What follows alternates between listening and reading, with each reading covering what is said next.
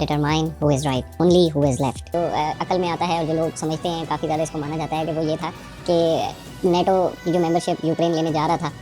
जिसके बाद रशिया को ये खतरा लाहा। 24 फरवरी 2022 का वो दिन था कि जब रशिया ने अपनी ग्राउंड फोर्सेस को मोबिलाइज़ किया और 3 अतराफ से यूक्रेन के ऊपर हमला कर दिया, जिसके अंदर यूक्रेन के जो एरियाज शामिल थे उसमें लुहानस्क, डोनेट्स्क, ओडेसा और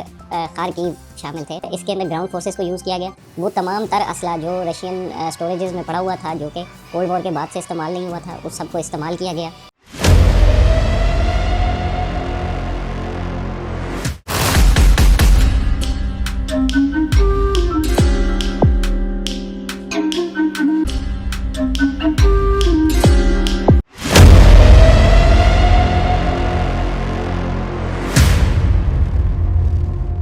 अस्सलाम वालेकुम, welcome back to another exciting video of the inside studio. आज हम आपके लिए रशिया यूक्रेन वॉर का पार्ट 2 लेके आए हैं। If you haven't subscribed to our channel, please like, comment, share and subscribe to our channel. Let's start the video. जैसे कि हमने अपनी पिछली वीडियो में बात की थी रशिया यूक्रेन वॉर की कि किस तरीके से ये जंग जो है खित्ते को अपने लपेट में ले रही है, आज हम आपको इस वीडियो में जो जियो पॉलिटिक्स इसके ऊपर काम कर रही है उसके बारे में थोड़ा सा बताएंगे कि ग्लोबल सिनेरियो के अंदर ये सिचुएशन क्या डेवलपमेंट है इसकी, या किस तरीके से ये सारी सिचुएशन पूरी दुनिया को जो है वो वर्ल्ड वॉर 3 की तरफ लेके जा रही है। जैसे कि आप सबको मालूम है कि कॉलोनियल पावर्स जितनी भी हुआ करती थी वो बहुत ही जालिम हुआ करती थी, या अगर ये कहा जाए कि अभी भी जालिम हैं तो गलत नहीं होगा, क्योंकि अफ्रीका की मिसाल हम लोगों के सामने है। अफ्रीकन कंट्रीज़ जो हैं आज भी डायरेक्टली या इनडायरेक्टली किसी न किसी तरीके से कॉलोनियल पावर्स जो हैं उसको एक्सप्लॉइट करती हैं, क्योंकि आपको पता है कि अफ्रीका जो खित्ता है वो नेचुरल रिसोर्सेज से माला माल है, जिसके अंदर आपके डायमंड, कॉफ़ी और दीगर इस तरह के जो जवाहरात और नेचुरल गैस और पेट्रोल के ज़खायर हैं वो भी अफ्रीका से एक्सट्रैक्ट किए जाते हैं। और इसके अंदर फ्रेंच प्रेसिडेंट मैक्रोन हैं, वो अपने एक हालिया बयान में ये बात क्लेम भी कर चुके हैं कि यूरोपियन कंट्रीज़ का एक दिन भी अफ्रीका को एक्सप्लॉइट किए बगैर सर्वाइवल मुमकिन नहीं है, कि उनके जितने भी नेचुरल रिसोर्सेज हैं उनको डायरेक्टली या इनडायरेक्टली किसी न किसी तरीके से यूरोपियन कंट्रीज़ या कॉलोनियल पावर्स जो हैं वो आज भी इसको एक्सप्लॉइट कर रही हैं। और इसके साथ अगर ये कहा जाए कि अफ्रीका आज भी किसी न किसी यूरोपियन कंट्री की कॉलोनी है तो गलत नहीं होगा, क्योंकि आप अगर अफ्रीका के बॉर्डर्स को देखें तो वो बहुत ही एक सिस्टमेटिक वे में डिज़ाइन किए गए हैं, और ये थे भी इसी तरीके से कि इनके बारे में कहा जाता है कि कॉलोनियल पावर्स जो उस टाइम की थी, इन्होंने एक पेंसिल और एक स्केल की मदद से ये सारे के सारे बॉर्डर्स जो थे इनको डिफ़ाइन किया। इसका मेन मकसद यही था कि यहाँ के जो नेचुरल रिसोर्सेज होंगे उन पे हम काबिज़ रहेंगे, यहाँ पे जो वे ऑफ गवर्नमेंट होगा वो हमारा होगा, और बॉर्डर के उस तरफ जो है वो आपका होगा। तो ये सिचुएशन जो है अफ्रीका में आज भी इसी तरीके से है। लेकिन जो सिचुएशन थोड़ी सी तब्दील हुई वो ये कि 26 जुलाई 2013 को निजर में एक मिलिट्री कू होता है, जिसके बाद जनरल अब्दुर्रहमान जो हैं वो प्रेसिडेंट बनते हैं और फ्रेंच कैंप से निकलकर रशियन कैंप में चले जाते हैं। इसके साथ साथ रशिया ने एक और महाज के ऊपर जो है नेटो और यूरोपियन कंट्रीज़ को, अमेरिका को बराह रास्त थ्रेट दिया,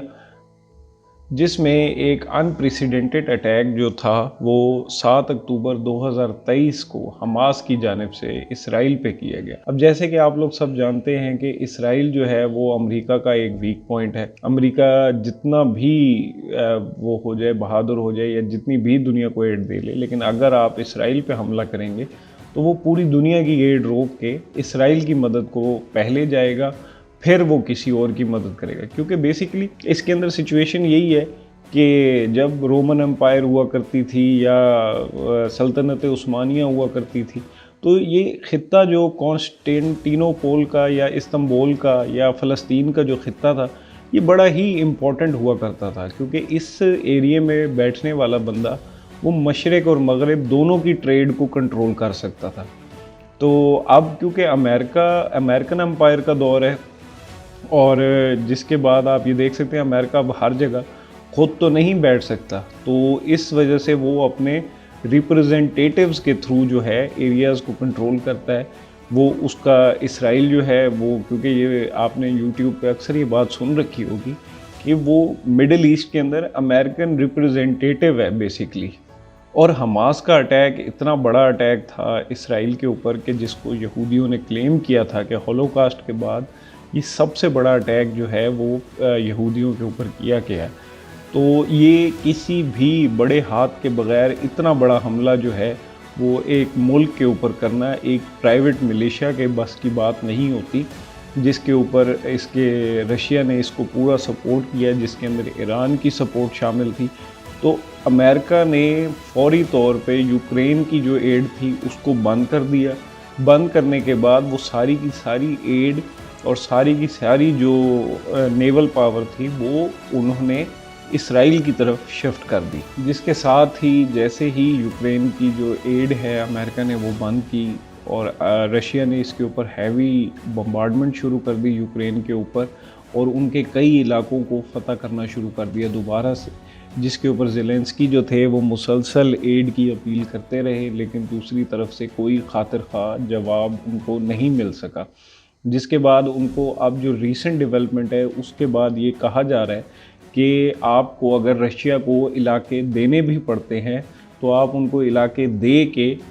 सुलह सफाई कर लें या उनके साथ सीज़ फायर का एग्रीमेंट जो है वो साइन करें। जहाँ पे पहले पूरी दुनिया इस कोशिश में थी कि यूक्रेन को जितवाया जाए, अब वो यूक्रेन को बैक फुट पे लेके आ रहे हैं कि आपको एरियाज़ देने भी पड़ रहे हैं तो आप एरियाज़ दे दें और सीज़ फायर की तरफ जाएं। जैसे कि आप जानते हैं कि मल्टीपोलर हो चुकी है, पहले ये यूनिपोलर हुआ करती थी और अमेरिका इसकी अकेली सुपर पावर होने का दावा किया करता था, लेकिन इसके साथ ही अब हालात काफ़ी हद तक तब्दील हो चुके हैं। यूक्रेन वॉर जब से स्टार्ट हुई है तो मैं इसको ये कहूँगा कि ये दुनिया के मल्टीपोलर होने की तरफ पहला कदम है, जो कि बड़ी तेज़ी से उठाया जा रहा है। और मुझे अब जहाँ तक एक सिचुएशन जो डेवलप हो रही है जो हमें लगता है उसमें यही होगा कि दुनिया अब मल्टीपोलर हो जाएगी, जिसके बाद रशिया, चाइना, इंडिया, ब्राज़ील, इस तरह के मुल्क जो हैं वो अमेरिका के सामने और नेटो के सामने उभर के आएंगे और एक जो पावर का जो एक तराजू है वो दूसरी तरफ भी शिफ्ट होना स्टार्ट हो जाएगा। तो इन पावर हाउसेस के डेवलप होने के साथ ही दुनिया ऐसी नहीं रहेगी जैसी कि हम इसको जानते हैं या जैसा कि हम इसको सोच रहे हैं। 2024 का जो साल है ये आपके लिए इस दुनिया के अंदर जियोपॉलिटिकली बहुत बड़ी तब्दीलियां लेके आने वाला है। Thank you.